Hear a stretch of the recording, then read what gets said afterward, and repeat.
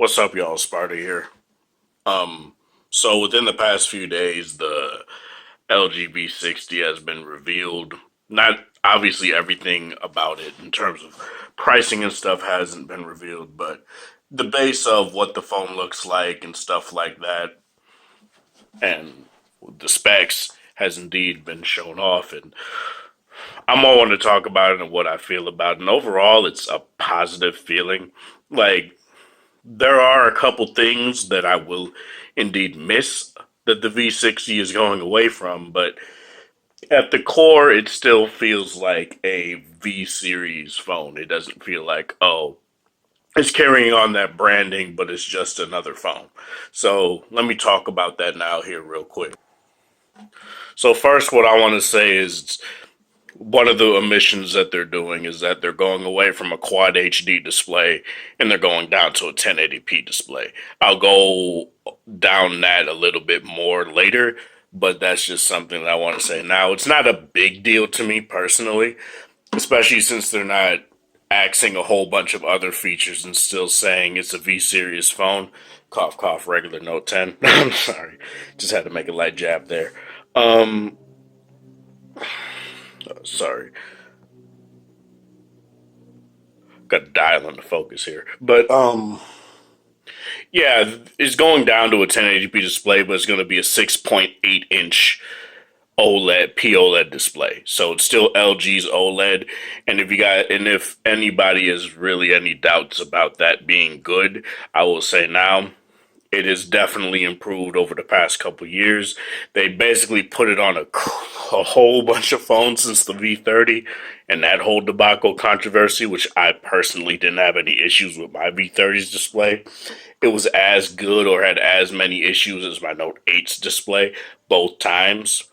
So I'm not gonna go into the semantics of that.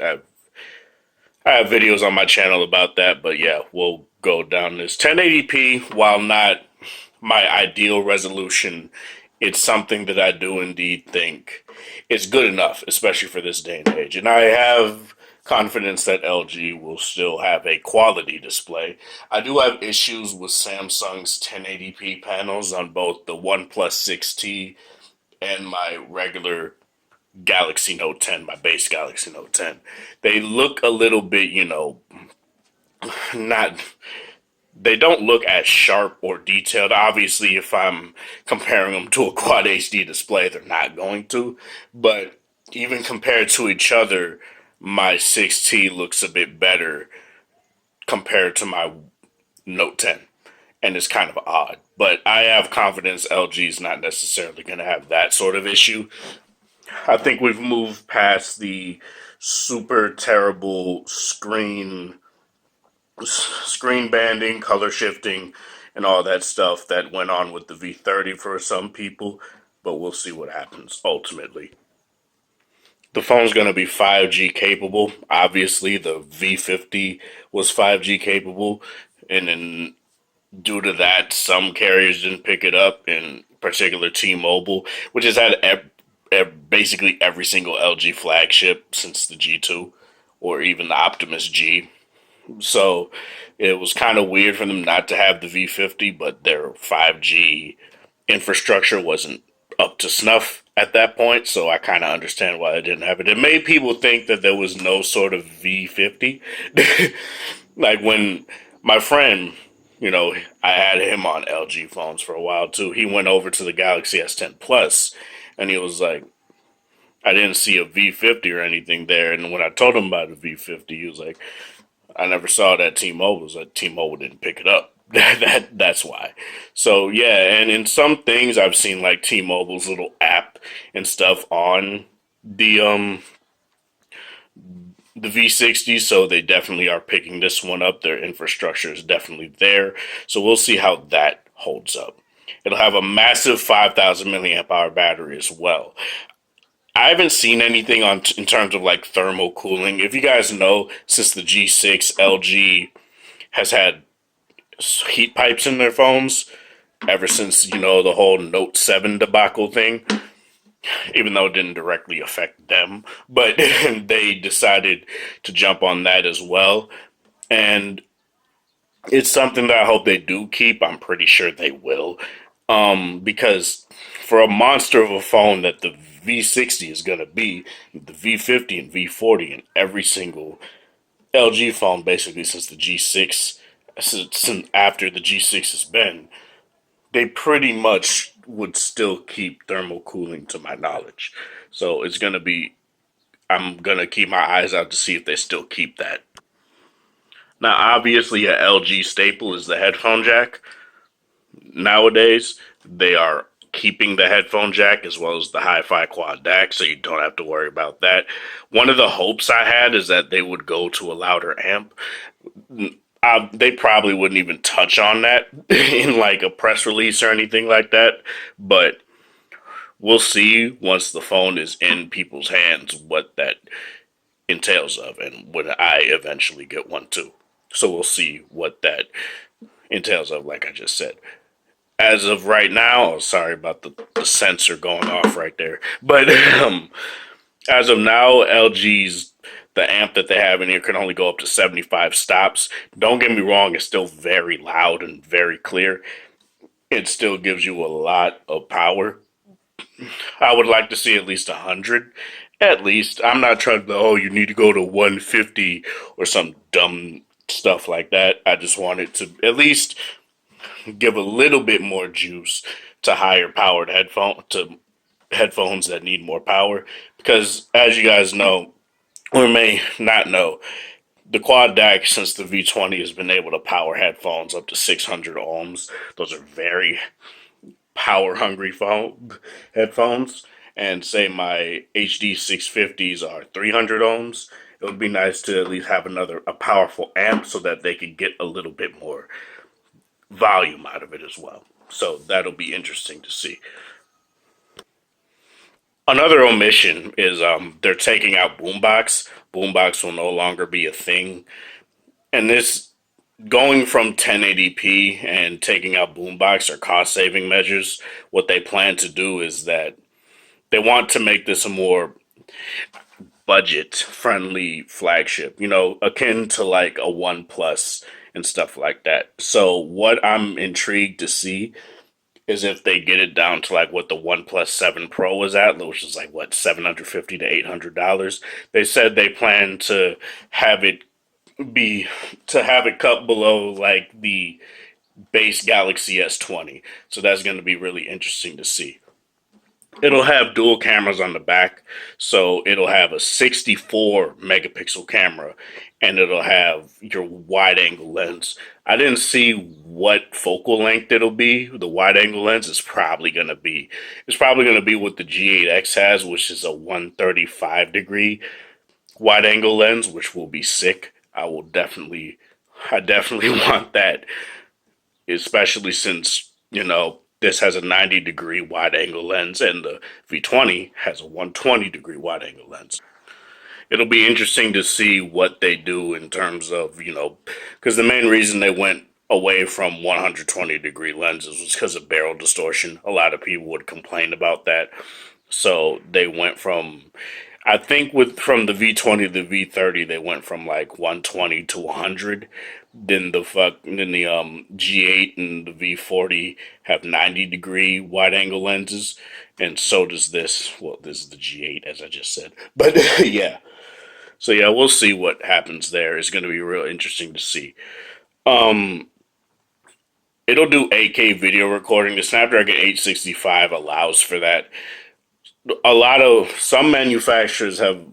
There are some phones like I think the S20 is only going to do like 8K at 24 frames per second, but through something, LG is going to be doing 8K at 26, and I know that's not necessarily a big jump, but since they're obviously focusing on video creation and all that stuff, that is a very nice touch. That's like akin to what most films run at, 24 to 26 frames per second.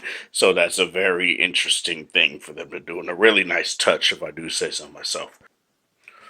The cameras will also have like there's going to be a time of flight sensor on the back as well, like a lot of phones do these days. The Note 10 Plus has it on the back for it's like it to be better for, portrait mode and stuff like that, and AR stickers and all that fun stuff, I suppose. It'll be interesting to see what else they do with that as well, but that's cool to have nonetheless. If I didn't say it already, the it'll also have dual stereo speakers. It'll have one speaker grill at the top and obviously one that comes out from the bottom, like every other phone does this these days, aside from gaming phones and what the Sony Xperia 1 Mark II will also do. No rhyme intended. Where it won't have dual front facing speakers, but it'll just have a top and bottom firing one, which is good enough for me personally, especially for how big that phone is going to be. It'll be nice to have a case with a kickstand on it so that you can watch videos or play games and do all that cool stuff.